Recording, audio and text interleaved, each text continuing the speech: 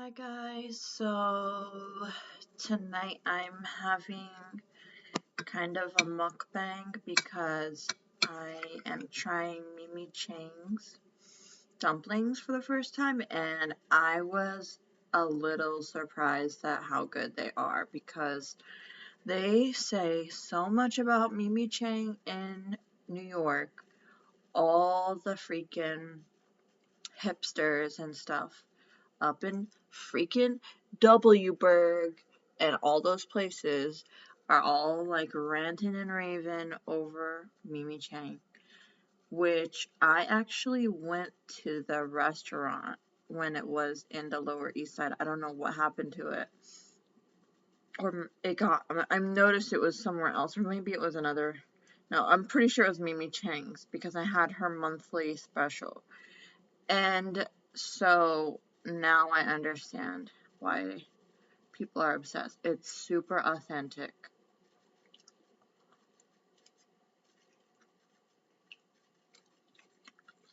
Mmm.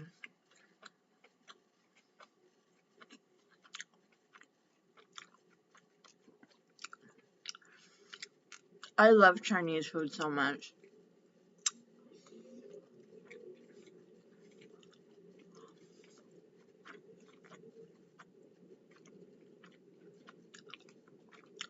So, let me tell you guys about Chinese culture in New York City. I'm actually pretty well versed in the local scene, okay? Because I am known to frequent Koreatown, main Manhattan Chinatown, Flushing, which is like it's not even a Chinatown, it's like a China land, okay?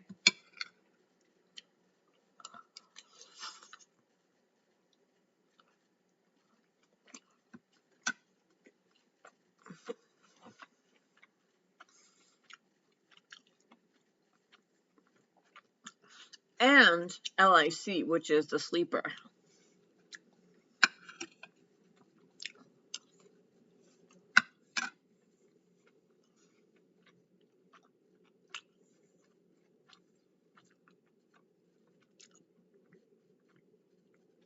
I know that Woodside has some Korean people in it.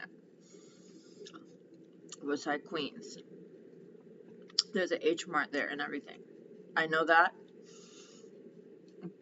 And there's like a lot of Koreans living out there. But LIC is where all the Chinese bougie people are buying apartments and stuff. And renting.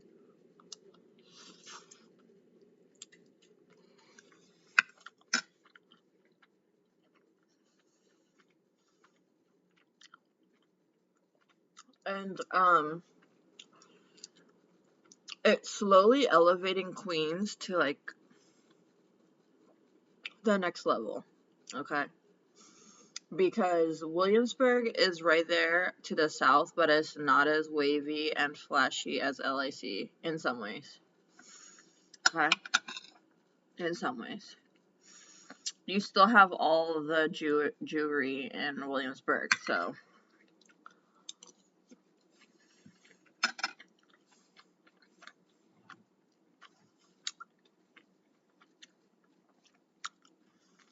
Can't touch this, you know?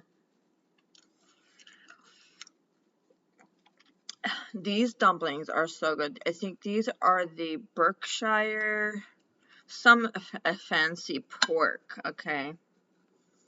Pork dumplings. I think they're pork and chive. But you know how like Chinese people, they do not actually do that much with the onion flavor. That's very much like a Japanese thing, I think. Like Japanese like onion more, I think, than Chinese people. That's funny.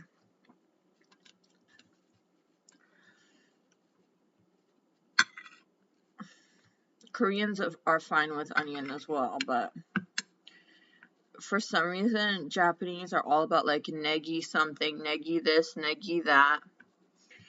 But like when you eat like chives in Chinese food, it's like those freaking Chinese chives, which don't really taste that strong. I mean, I could tell this has chives in it, but it's to the point, I don't know how they mince it or something like that. It's almost barely detectable.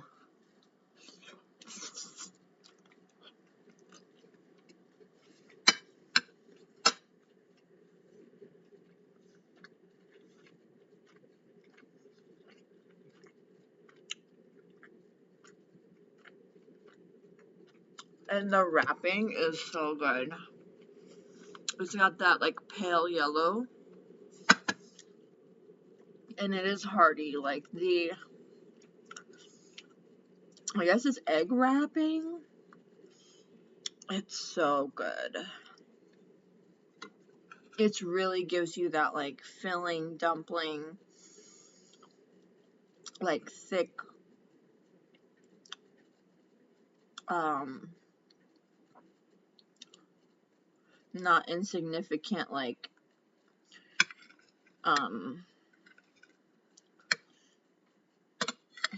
not doughy, but what is it like with dumplings? Like, it gives you that noodly flavor.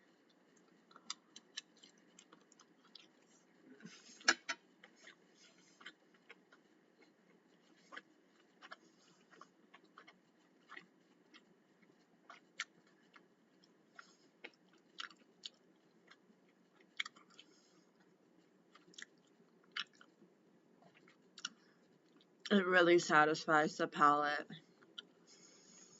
I can't put my finger on it. It's like the fleshy taste of the wrapping.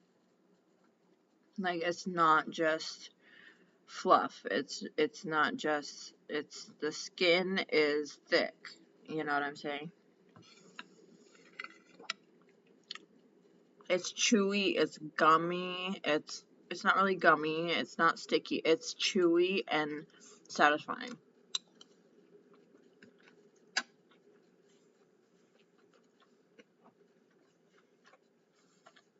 Mmm.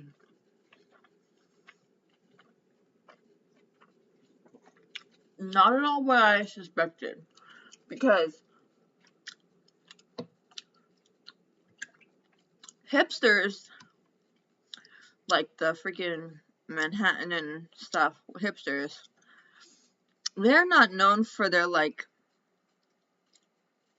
I mean, their flavor profile is good, but like, they're not really the ones to go for like quality necessarily, or like, richness, or, you know, like value for money. Maybe a little bit, but they don't really go for like gourmet. This is like, it is to the point that it's gourmet because it's so authentic and full of value, okay? Which gourmet is not really about the value of it, so that's what makes this interesting, I think. Because it's just really original and really, like, I mean, like, traditional and authentic.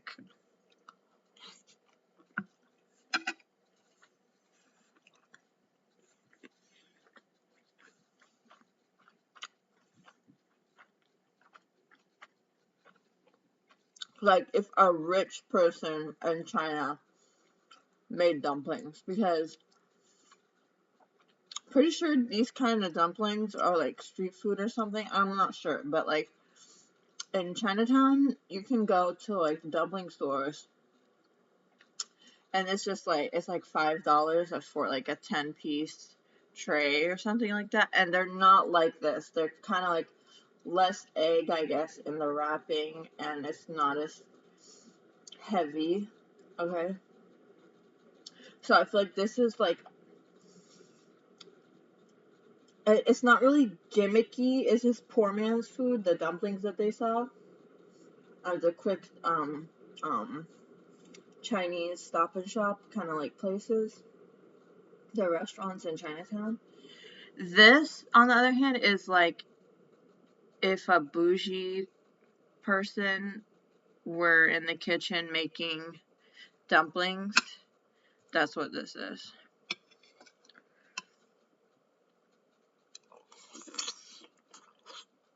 Mm.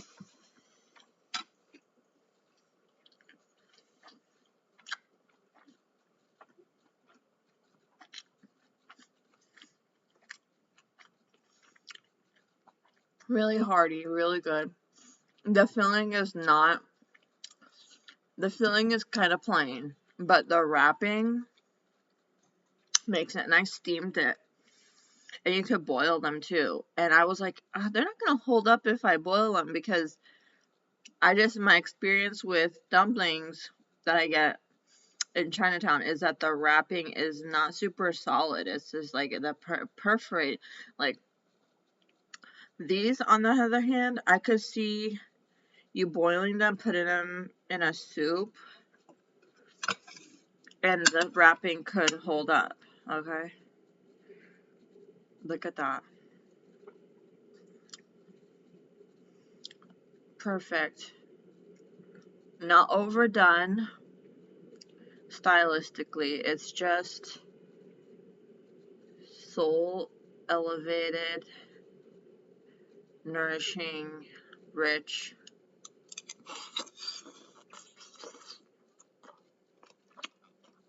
Mm-mm-mm.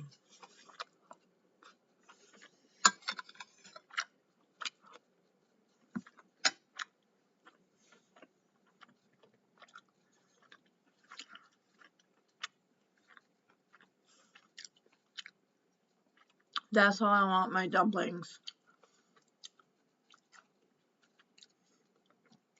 That's why I don't go for the dumpling stores, the dumpling shops in Manhattan, because I know they're gonna give me those little poor man's lunch, 6-piece, dumpling with like the freaking um low egg content wrapping. Okay. It basically just flour, okay, in the dough. So, Mimi Chang's, definitely try it out. They always have, I think they have like a special dumpling of the month, and one of the months it was like French onion soup dumpling. It wasn't a soup dumpling, or was it? I don't remember. Maybe it was. I don't remember, but it was just like a special item for the month. I made a special trip for it.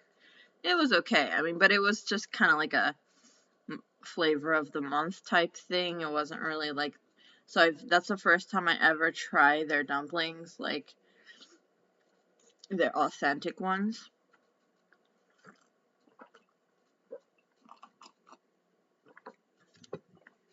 But they're known for their original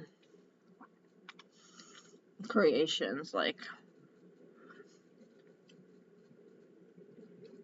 they design like different flavor profiles and stuff. Really good, guys. If you like good food, such as myself, which, by the way, the foodie culture is coming back with a vengeance. And I just read about freaking Meadow Lane in Tribeca, the new gourmet, it's not even gourmet, because we all know about Happier Grocery or whatever, that gimmicky sort of like a bougie, like high class food store. I just heard about Meadow Lane, which is for like billionaires and millionaires, like more for billionaire type people, but they just opened, and it's like a curated boutique shopping experience where they have like displays. It's like a museum or an exhibition, It is not your freaking typical green market, okay? It's not a freaking farmer's market, but it's definitely an exhibition type thing. So they've got like this really luxury and luxe interior, okay? And they got like shelves and like flower arrangements, and it looks like something that freaking Chinese billionaires designed or something, because the setup and the furnishings and the way they have the food. Look up Meadow Lane Tribeca. Is the new grocery store. I don't even know if the word grocery store is it's like a food lounge. I don't even know what to call it. Like a food uh supplier, okay? Keyword on supple, okay? And I think it's named after the billionaires lane in the Hamptons. In Southampton, they have the Meadow Lane, which is supposedly called, it's called the billionaires lane of the Hamptons, which I thought East Hampton was that, but as I suspected, that's more for like the show and tell type, scene. And it's just like, I know that Jay-Z and Beyonce live out there, or they bought a property out there. But apparently, like, Meadow Lane is where like the Wall Street billionaires live and have houses, and like it's basically like the top place in the Hamptons, basically. So I'm still doing research myself over like which neighborhood I'm interested in. So yeah, so a lot more coming soon. I do want to be able to access Miss Barefoot Contessa, what's her name? She's on Gold Belly. What's her name? Miss, Martha's Vineyard is out there. Martha Stewart, where does Martha Stewart live? Does she live in the Hamptons? I thought she lived somewhere else.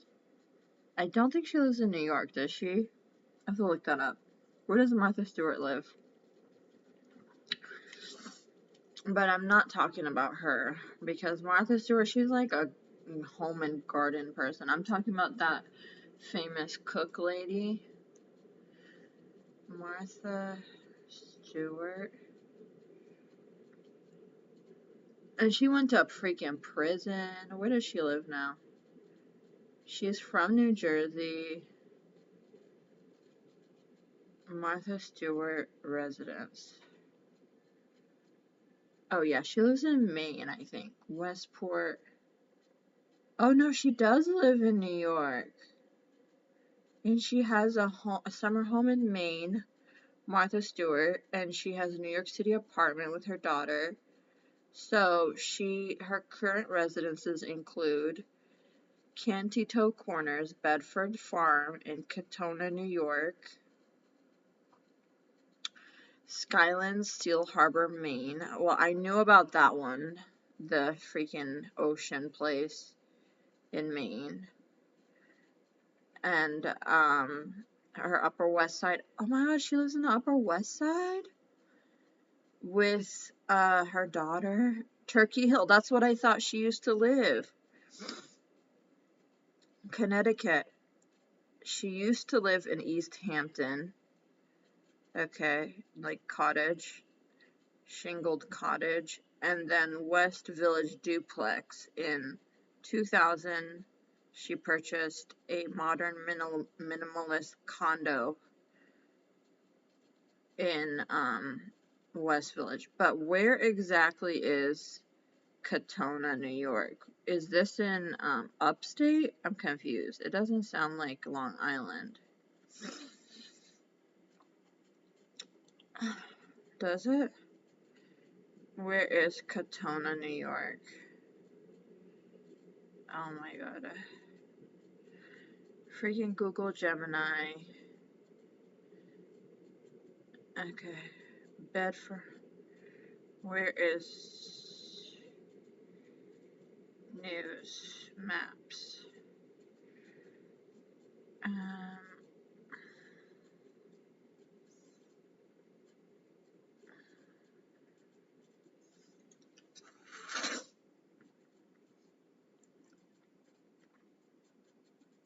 My nose is itching me. Katona, New York is... Where is she? Is that in Westchester? Because I don't want to be living next to her. Okay, it is upstate. Okay. It is like on the Hudson, I guess. Somewhere up there. Okay. I think that's where her like gardening is. So, basically, I mean, the world is big enough to have two, home and garden queens in upstate New York, I guess. But I'm looking in Westchester, so. Anyways,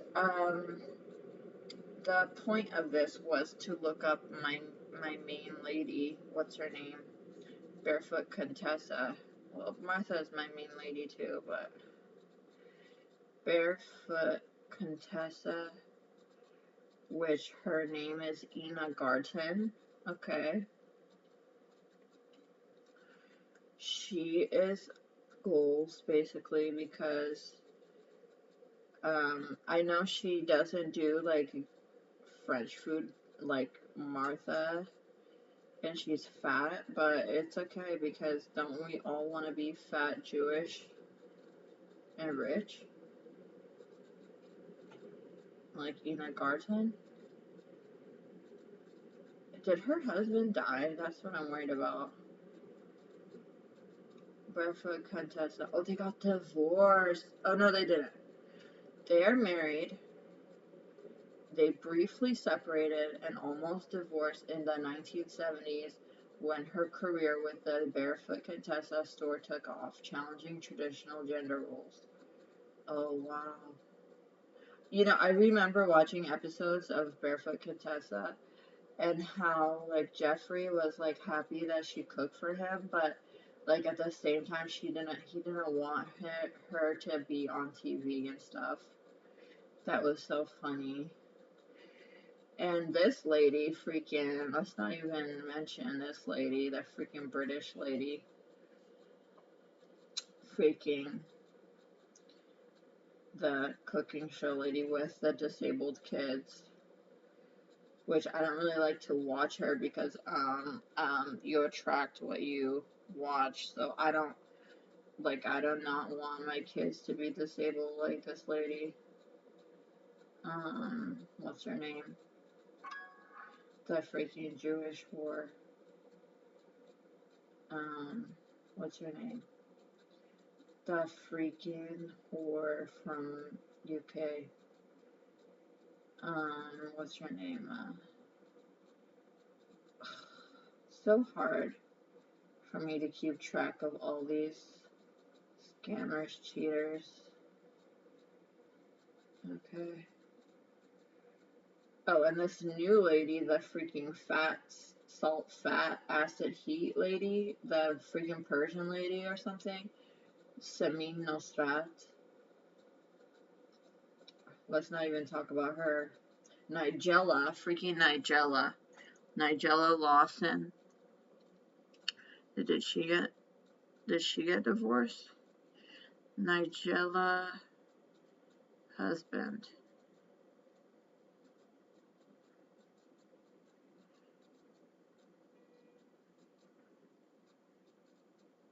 I never seen her husband in the show. Okay, Nigella husband. Has she been? Yeah, okay. The first husband died of cancer, and then she married an art collector who they divorced after a public incident where he was photographed grabbing her neck. She is currently not married. Oh my god. So her first kids she got from the first husband who died of cancer. Okay, bad genes. Mm-hmm.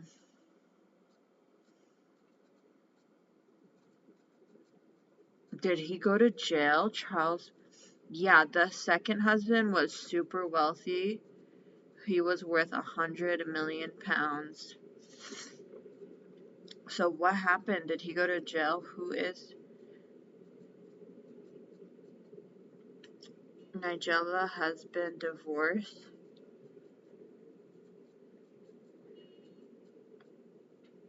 Is that how she got rich? They were married for 10 years. He got a police caution for assault. And her filing for divorce, um, on grounds of his unreasonable behavior, and the divorce was finalized quickly with both parties agreeing not to make financial claims against each other, though Sachi publicly expressed disappointment that Lawson didn't defend him, claiming it was a playful tiff. What?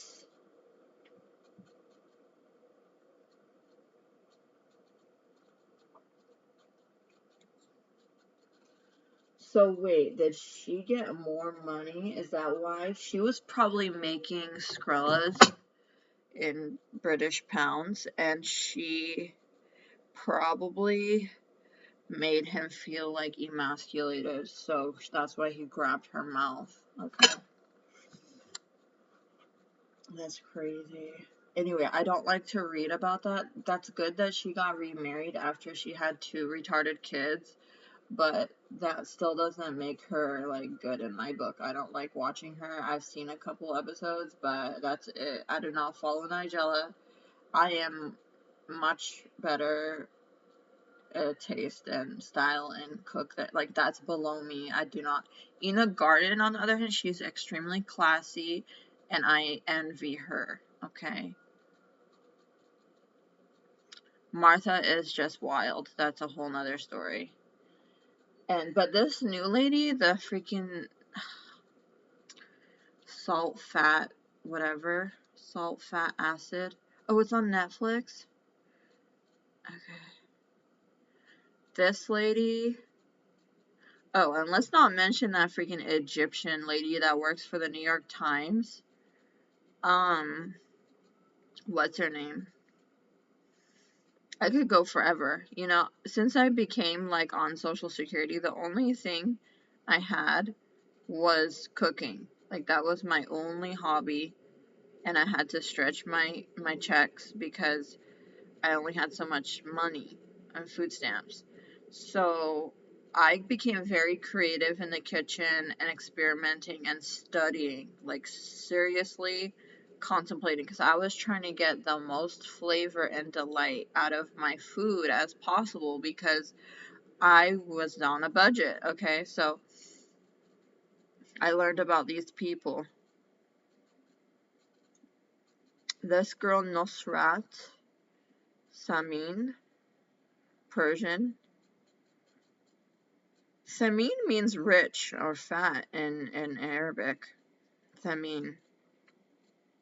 That's good. So she is talking about herself.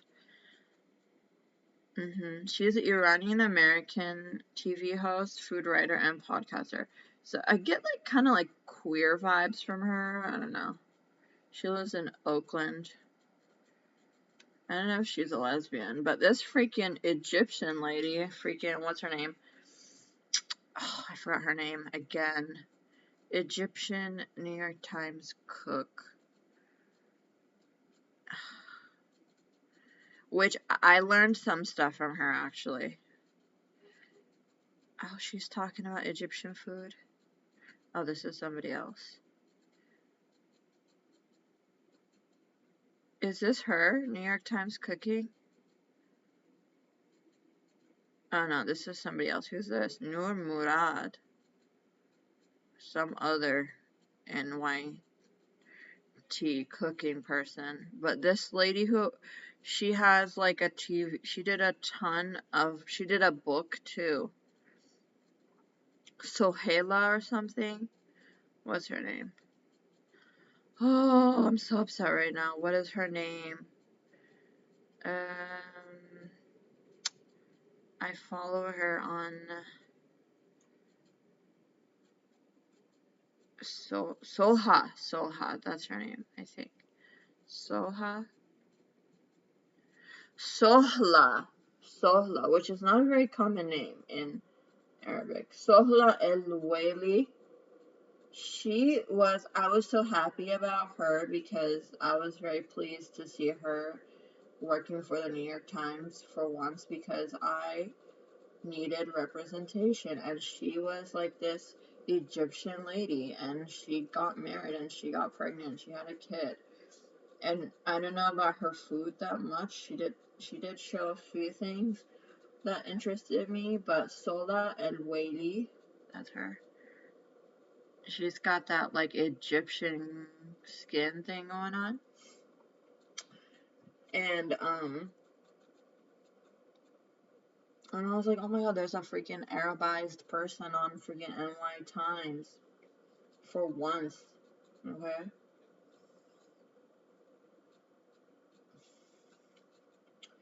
So I've learned a lot from these people, but I'm still studying Chinese food because Chinese food, I don't know what it is. It's like it feeds my heart, I was gonna say muscles, but like somehow like I feel like French food is kind of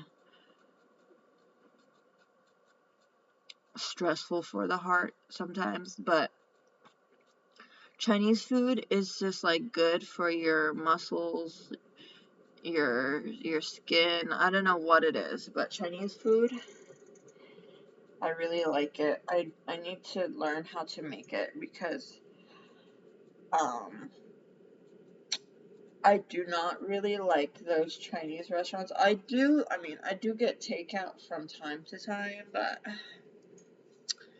I learned how to make the velvet beef, okay, this year, which I'm really proud of that. All you do is put cornstarch and what is it? I forgot. Yeah, cornstarch, velveting beef. It makes such a huge difference.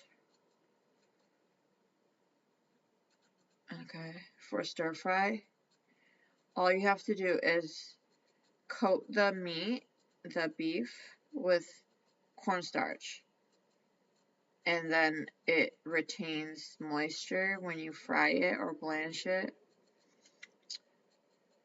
It's literally the genius hack technique, food, food style. So, anyways, I don't know if I should, I don't even know if this is gonna upload today because my internet has been very bad today. I don't really want to do spiritual stuff at the same time as food discussion, but I don't know. Do you guys want to see some cards? Okay, that was a really long introduction, but I guess we're gonna pull a couple cards. Okay, so the first thing that's popping out to me is the Gilded Tarot, which I was not expecting. It's kind of dark in my room right now. I don't like that.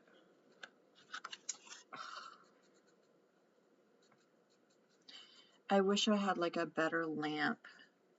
Maybe I should move my salt lamp a little closer.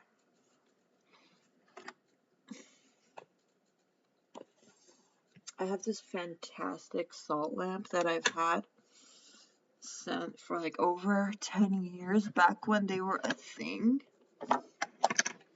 Okay. And this salt lamp I had when I was taking care of my father when he was nearing the end of his life, okay? My dad had dementia and he had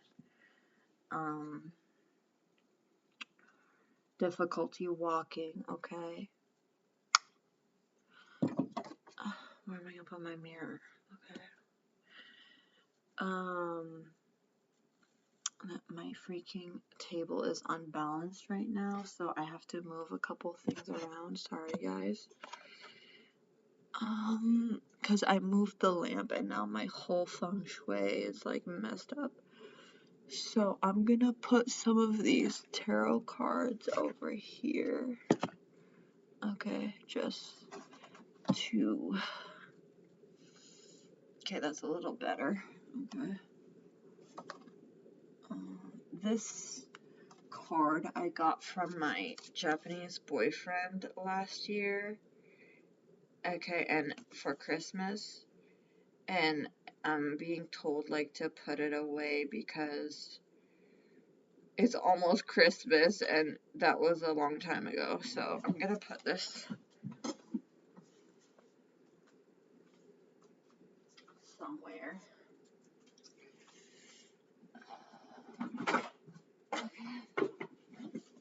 And freaking, he went to Paris and he didn't bring me back any Dior or nothing. Okay. Just to say that Japanese men are cheap. Cheaper than Chinese, by the way. People think Chinese people are cheap, but it's just that they really care about family and they only spend on their family. You know? You see what I'm saying? They really only spend on their families and their kids and school and stuff. Okay, Cassia Hot Cocoa kind of went to the back of the table, which is weird. I do feel like having hot cocoa right now. Hold on, I'm gonna put little Bunny in the back. Okay. She is going over here. Okay.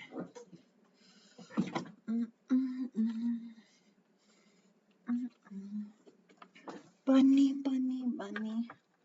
Bunny, bunny, bunny. Okay. Yeah, I'm very sensitive to the energy of my table because I don't want my table to be unbalanced. Okay. There we go. So this Himalayan salt lamp I got in Spokane, Washington, just for my dad to relax. And I think it was in his room for a while, and I always think about his soul and life when I have this, okay? It's very calming, it's very stabilizing yet refreshing at the same time. It's got this like golden, it's not really showing up on the camera that much, okay?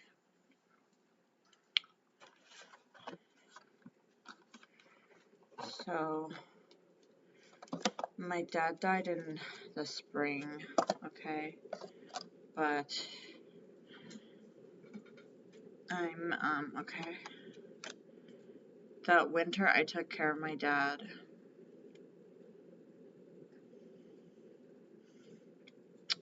We got Page of Cups,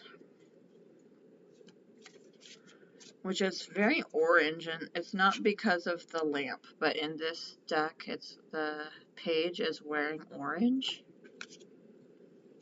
So I'm getting Seeker of Knowledge, even though Page of Cups is about emotions because it's cups. There's like these seahorses, but I was about to say sea dragons for some reason, because they kind of look like dragons, okay? And I'm getting like this page is very sensitive and emotional and knowledgeable about emotions, at least. Has some mastery of emotion, but doesn't really know how to use it or apply it. Okay, that's interesting. That's a very rare trait because I think this is like a woman, a female, a young lady. Okay, the pages can go either way sometimes. And this young woman page is, we got full in reverse. Their world is upside down. They're healing from, see this cup? They're healing from heartbreak is what I'm hearing.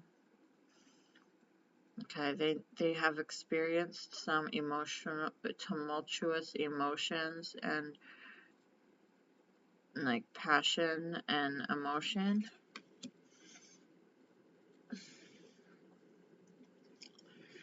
And they're trying to get their bearings back. You see how he's juggling the Fool? I'm getting like ball bearings for some reason. Like something is not functioning, okay? Like, you know how jesters juggle the ball and it shows like control and mastery and skill? Okay, so the page is feeling like, yes, I've experienced like this tumultuous emotion, and I've experienced love, and I don't know what to do, how to heal, what to do with, how to take the next step forward in my life, because I'm not really caught on the emotions of the past, my former feelings. I just want to know how to go forward.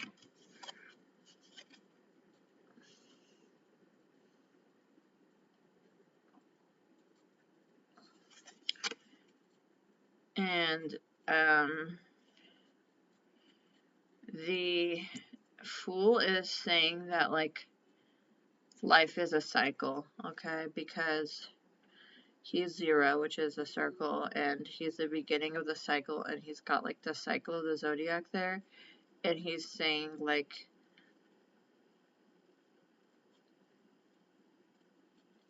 that's why the page is upset, because he feels like, oh my god, I'm getting the freaking Buddhist karmic cycle thing, like the page feels like a life is a karmic cycle. And you know how in like Buddhism or Hinduism, I'm not quite sure which, they believe like after you die you like enter another cycle or something like that.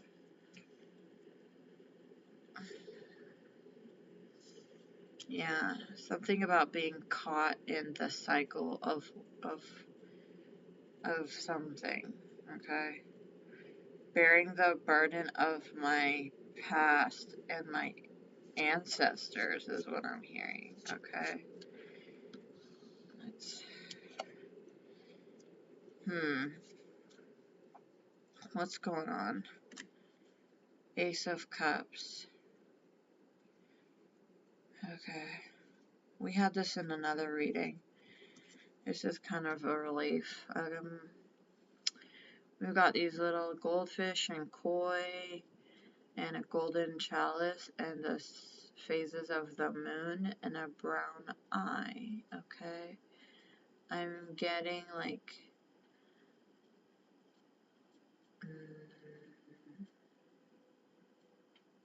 faith is what I'm getting. Faith in the divine. Wow. Holy moly. It's saying like, yes, sometimes appearance can be deceptive. You can't trust your eyes. Appearances are like the moon, they change. And the world is illusory and watery and unstable. So how to find a divine connection, okay? How to reach the divine. And you have to have faith, okay? The Fool, the first major arcana, he is going out on faith. When you juggle, you have to have the belief that you can catch the balls, okay? Faith is a powerful tool, okay? That's what I'm getting. And faith is all about believing in the unseen, okay? I'm getting Virgo energy because Virgos, they work hard. The mutable earth, they see that what they're working on is tangible and material, but their spirit is what's giving their trade or whatever it is, their business, their creative practice. Like, it's what's the energy behind it, is what's fueling it, is faith.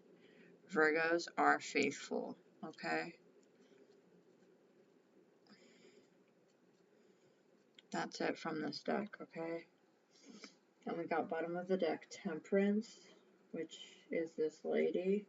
It's kind of hard to see. I want you guys to see it, but it's like a lady, and it's all like, she's wearing like a red, it looks like a red planet over there, which looks like Mars, which is weird. Because Temperance, I thought, was like a Jupiter card. And that's what I was thinking about earlier today, like the Jupiterian Mars energy.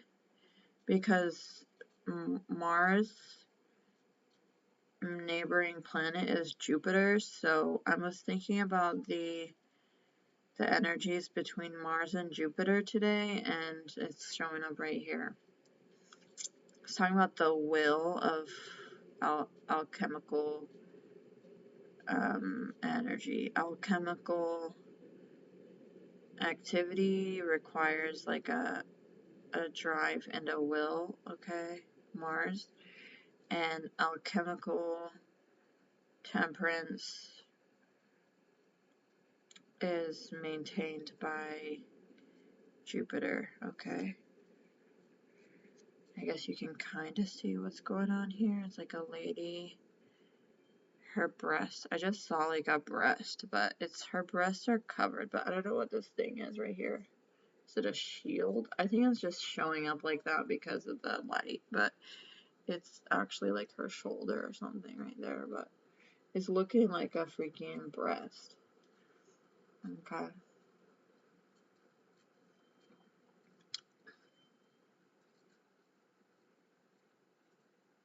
It's got fire and water in her hands. Okay.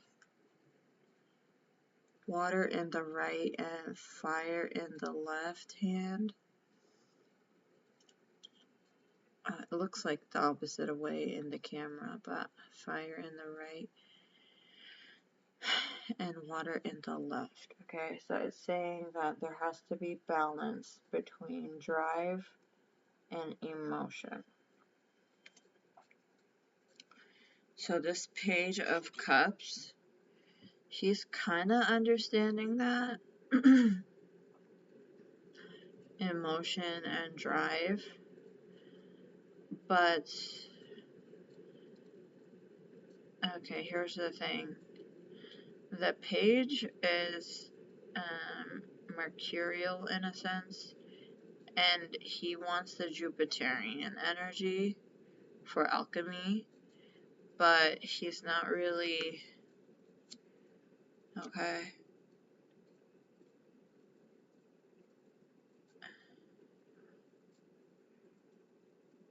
mature. He's not mature.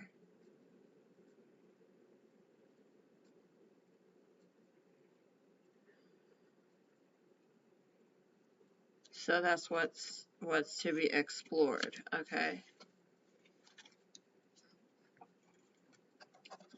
next reading, I suppose. I don't know what deck I'm supposed. I thought I was gonna do the pink original deck, but it's not really showing up for me right now. I'm having trouble putting the cards back in. Okay. So this is like a problem.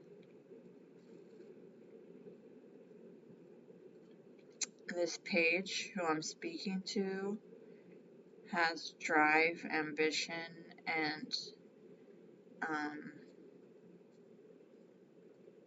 some experience with emotion, wants to put his fledgling knowledge to use for Jupiter.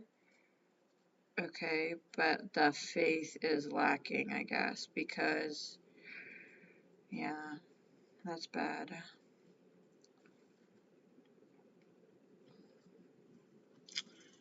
The butterflies are showing up for me, and that's interesting. Butterflies are all about faith because the caterpillar goes into the cocoon and they don't know what's going on, and their body like dissolves, and then they emerge as butterflies. So it suggests great faith in tribulations and internal transformation. Okay, so what does the butterfly deck have to say about this dilemma? Motivation in reverse, but it's just flipped a little bit. Grief work. Take the next step now in reverse. Windfall. Volunteer. Adult children. Okay. Let's go through these one by one. Adult children is telling me this page is, immature. That's what's the problem. They should volunteer with older people to gain more wisdom and experience and expand their heart. Windfall. Yeah, this is a great opportunity for them to learn and learn more. Grief work, and to process some of the grief that they have yet to process. And take the next step. Now, I felt very strong energy from this because it's reverse and it's telling you, you're not really ready to move forward in your path yet. You need to develop and expand your knowledge and heart again, okay? And have the right motivation, because the motivation perhaps before was not pure, okay? So you need to have like a very faithful motivation. Okay.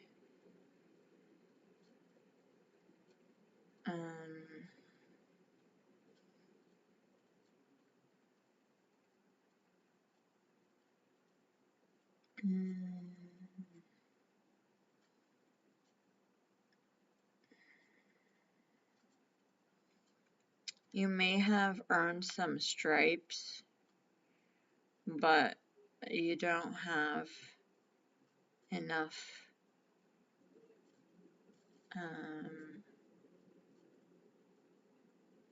stars and stripes is what I'm getting. Okay. What? That doesn't make any sense. I just said stripes. You earned your stripes, but you don't have stars and stripes? Huh.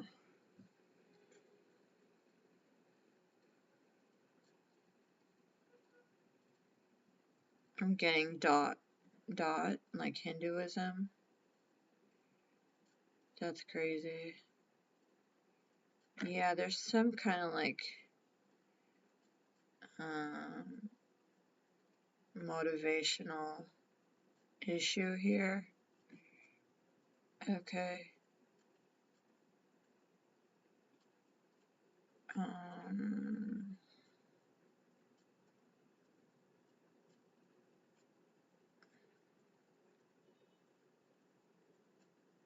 Yellow flower.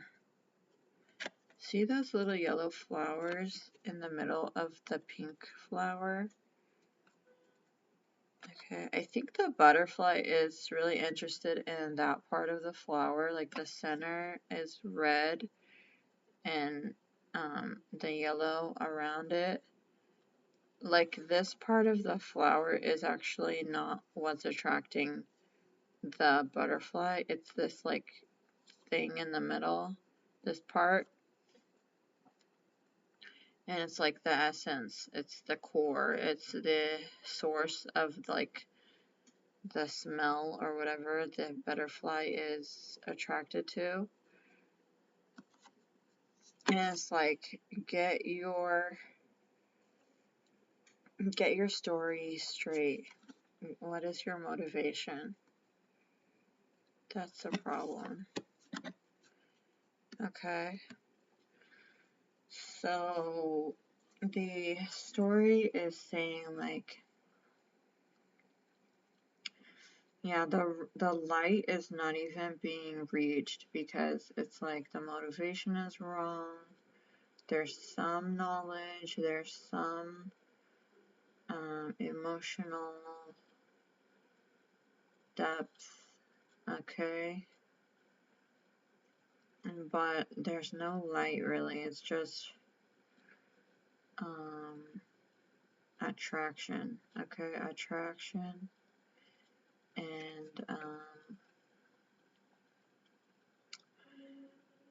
red dot. Red dot. I said orange dot before, and then now I'm seeing a red dot. Okay.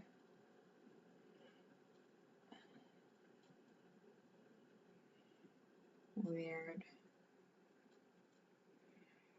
Yellow diamonds in the light. Da na na na, side by side. I'm getting that Rihanna song.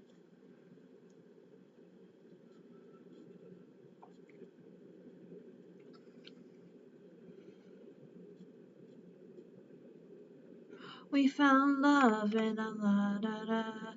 We found love in a hopeless place. We found our love in a hopeless place. We found our love in a hopeless place. Dun dun dun dun dun dun dun dun dun dun. I love that song. It was such a banger back in the day. Oh my god. So faith, hope, motivation, and helping out the elderly, okay? Care for the elderly, guys, okay? It's very important. Opens the heart. Taking care of my dad in his old age is probably one of the most, I don't know, it was really, I can't really even put it into words because it was just beyond, like, I'm still, like, affected by it, and I don't really know what it was, but it really enriched my soul because I was able to feel life in a way that not a lot of people have the chance to feel life. And I felt my nature like change from like a very live for today type person to a person who cared about like peace, stability, longevity, um,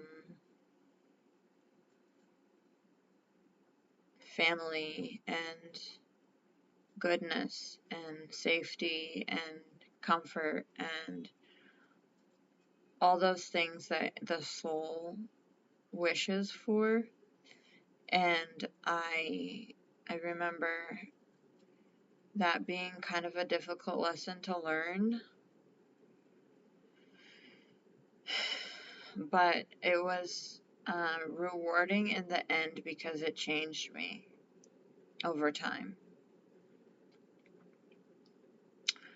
to value time differently and to view life differently and to experience life on a more basic level rather than a, pie in the sky type dreaming. It was dreaming for the day, like I'd wake up and like I'd have to take care of my dad and do all the stuff that he needed. And then you know, I wasn't even thinking about tomorrow. I was just thinking about how are we gonna get through today? How are we gonna go? Um, I just, you know, just wanted my dad to have a good day, and just be comfortable and safe and, happy as much as he could be as an old man, but older man. So yeah, so that was very educational for me. I was working on my master's degree at the time, and it was just an honor to be in my father's company